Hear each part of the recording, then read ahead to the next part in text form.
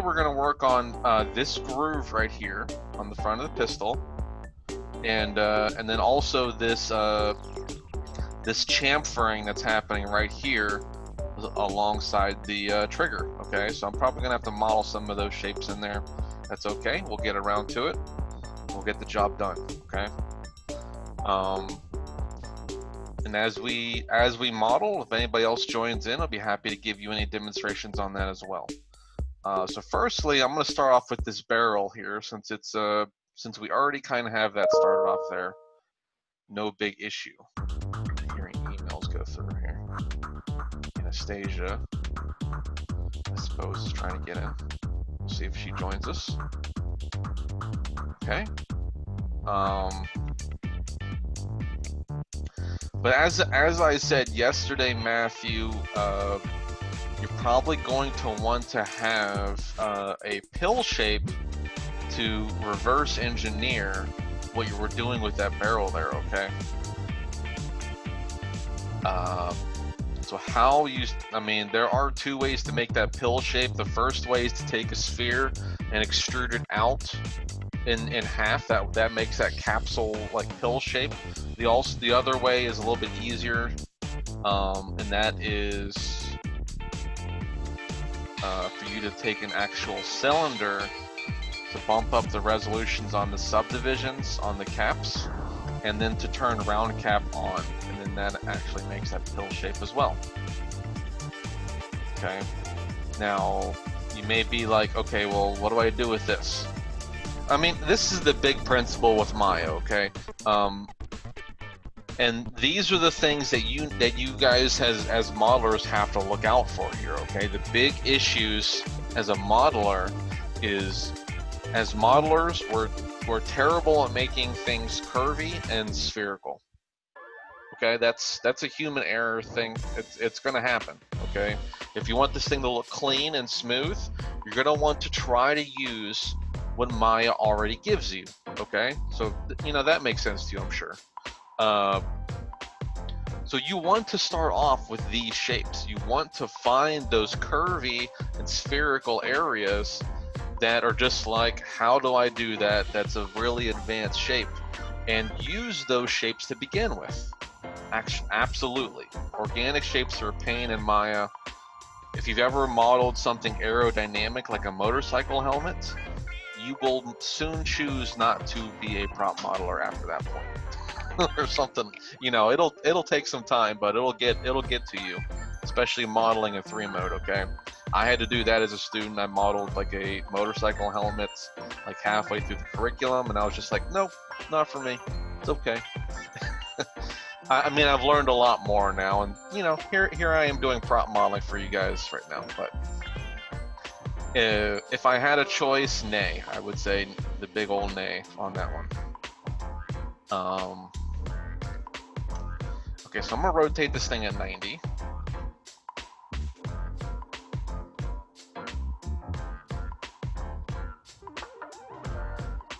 And we're really only going to use we're really only going to use a quarter of this thing, not even like an eighth.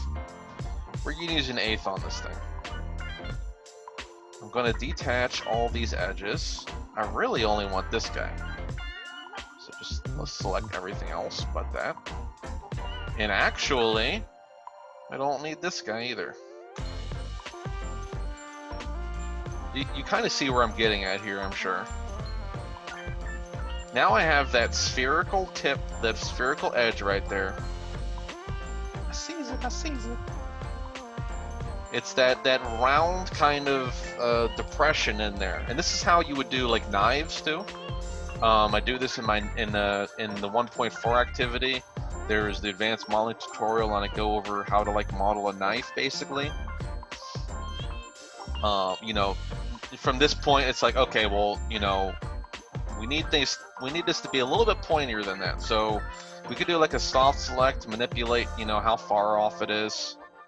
Let's just grab everything in this immediate area, and then just kind of yank it. Do it softly, you know. I might need to adjust my brush size as I go here to make this a nice organic curve. Okay, we don't want this thing You can kind of see how we're losing a little bit influence in some of these areas. So just try to keep it, try to contain it a little bit, you know. That's not good.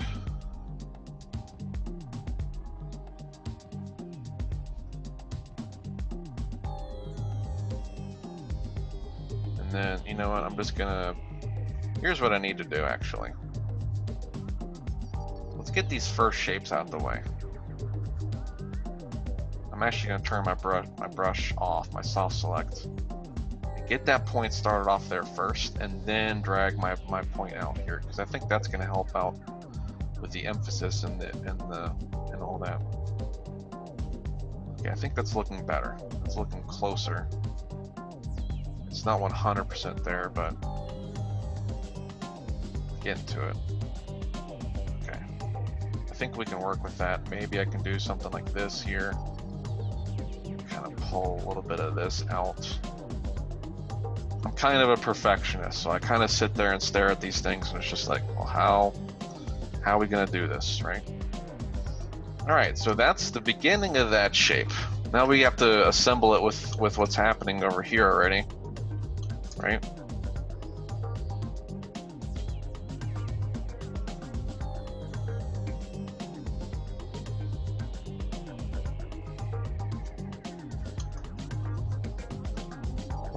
Let's pull this shape out so I can see where I'm at here.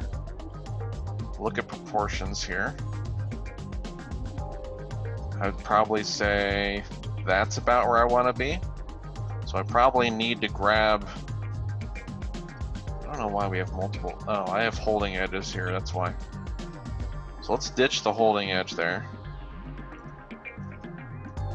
Just drag this guy down so that we're matching the bottom of that. Cool. Let me check proportions this way as well, because I may be too big on this shape actually. And I dragged that shape down, not knowing that I have to grab the rest of it too. So you know what? I think I'm actually too big on this shape, so let's scale that down. Because I think this is probably going to be better for me. That looks a little bit better. Something like that. Alright. So now that that's identified, let's now I need to see how many edge loops I need to support this, okay? Are all these edge loops necessary? I think this is like a pretty decent resolution here to start working with, like the medium res kind of thing. You don't want to be too high, you don't want to be too low. I think this is a good resolution to start off with on the modeling of this. So here's what I'm going to do is I'm going to, let's turn the wireframe on. I could probably lose the grid, I don't really need that. Mr. Microwave here, I'm going to have to attach you to a layer. And let's just get rid of you that way. Microwave. There we go. That way I don't have to sit here and keep isolating the microwave out. Alright, let's try to line this stuff up here now. Try to make sure I'm grabbing the right one here.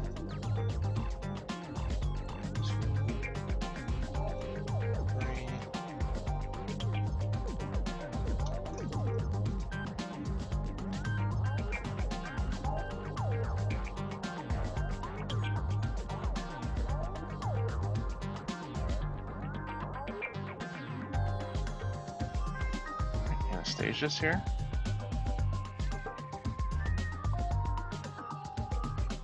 Sorry, the depth perception here is messing me up. Okay, there we go. We got things relatively lined up now.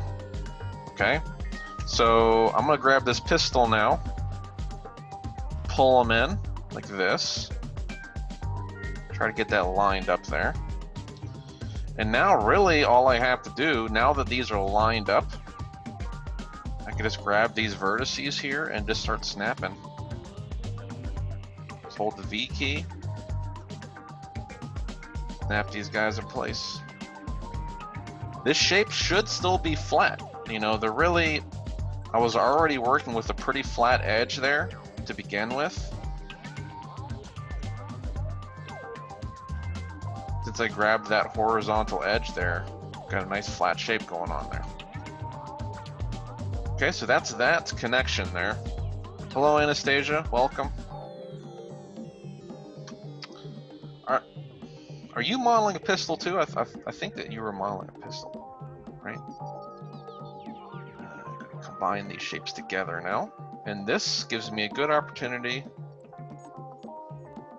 to just merge my vertices. Since they're snapped in place, they should be in the relatively close distance and threshold there. All right, and from there, we have, looking at the bottom of this shape, we have another cylinder though, right? And this is a moving part, right? Because I believe this guy, it all pulls back when we're reloading this pistol.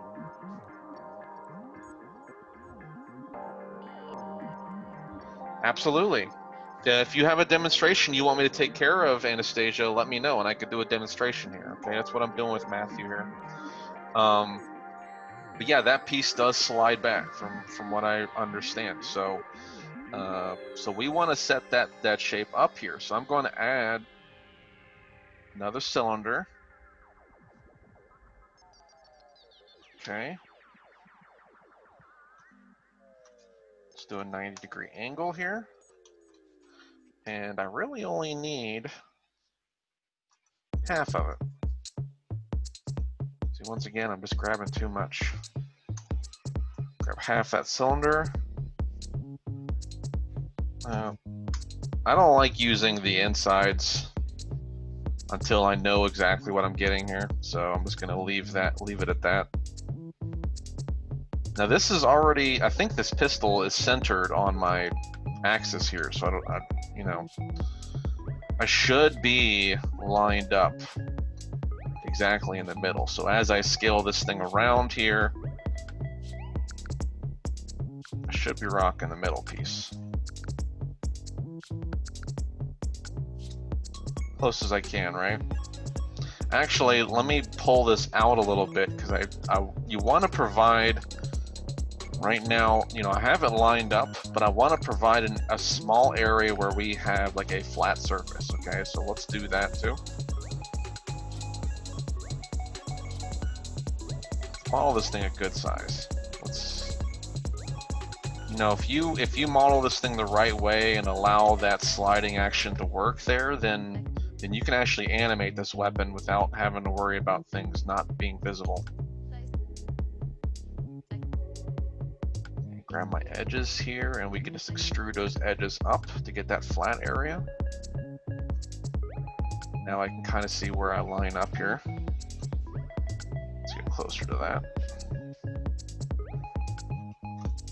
And the same thing for this, okay? We want to, and we're going to need to match some of this topology up here. So start getting those edge loops in there right now for what this shape is going to look like.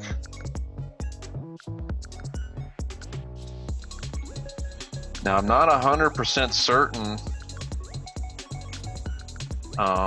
whether or not we have like a curved shape here, but I would most likely say that we probably have more of a ledge on this side because we were doing that sliding action happening there. So this is probably going to be flat. It's probably going to be a flat ledge there, which is perfect for us right now. Combine these shapes together. Snap some vertices, right?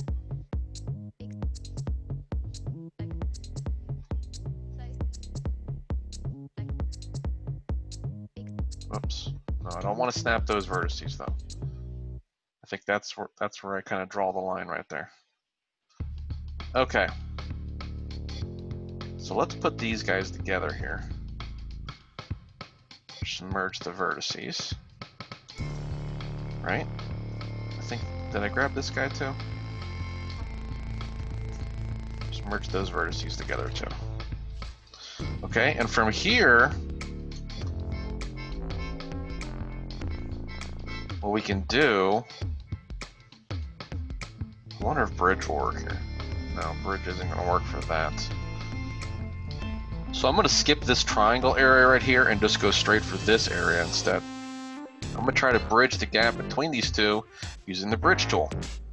If it's an equal amount of edges there, then it should snap it in place. Then I could just fill this hole in. Same thing here. Let's put another edge loop over here for where that guy lines up. And then just bridge the gap here. Alright. That's kind of the shape that you want to go for there with that. Now we're obviously going to need some holding edges, right? That's how we're getting the job done there.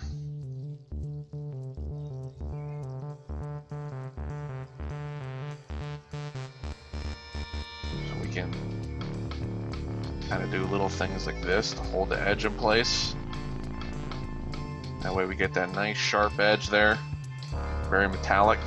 Same thing though, like we made this thing out of a Lambert material. So there.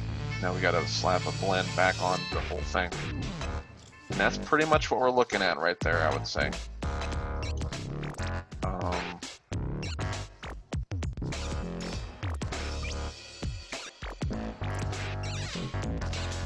I'm not 100% certain.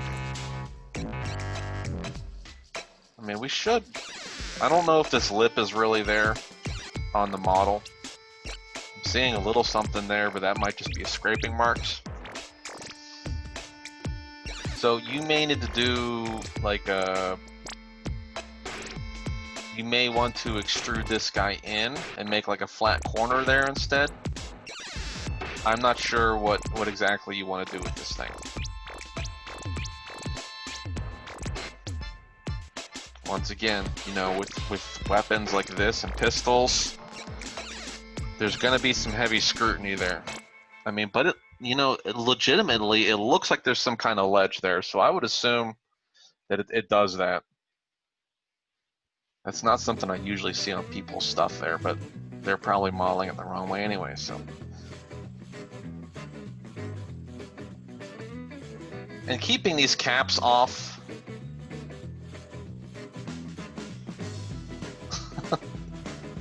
yeah, I've pretty much modeled like 90% of your weapon there.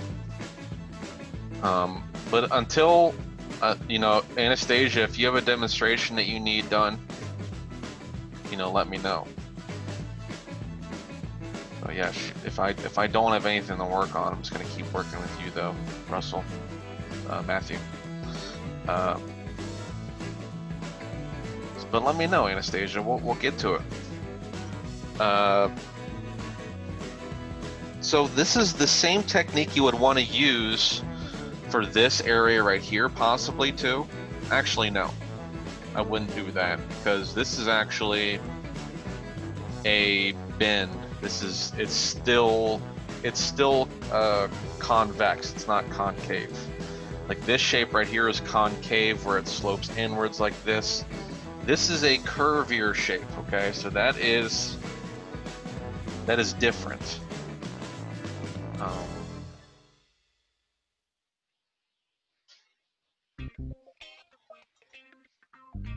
Not 100% certain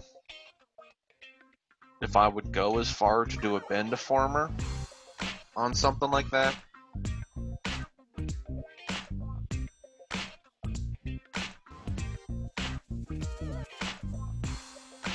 I mean, we could just do a soft select maybe. That might just get the job done. And just to save time here and resources and everything, I'm going to duplicate this pistol and grab the important parts here. So I'm just going to grab these faces here and then delete everything else. And that way I have this to work with. Grab these shapes and extrude them out. Oh, I want you in one mode here. And now I have this thing looking nice and crisp and clean up against that shape there. There is still an overhang, so I'm going a little bit too far with this. Something like that, maybe. Maybe a little bit smaller. There we go. Work with what you got, right? We don't really need these interior faces because we never... Oh. What's going on here? I just wanted these insides. I didn't want... Here, let me isolate my view here so I can see what I'm working with. Okay, that did the right thing. But yeah, we don't really need these interior faces, though, because I mean that's hardly going to be visible. I mean that last one may be useful there. This is pretty useless though, so we'll get rid of that. Sometimes it's nice to have some geometry like kind of cupping back in. That lets the geometry kind of round out and create a little bit of a little crease there.